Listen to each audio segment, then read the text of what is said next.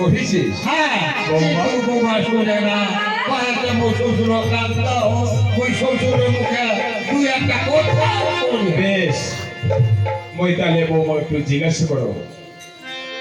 বৌমা, তোমরা হঠাৎ চিল্লাচিল্লি?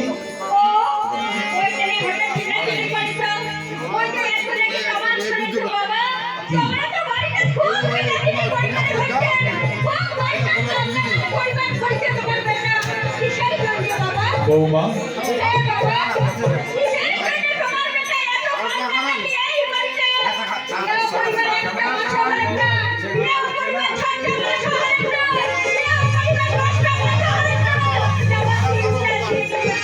বৌমা,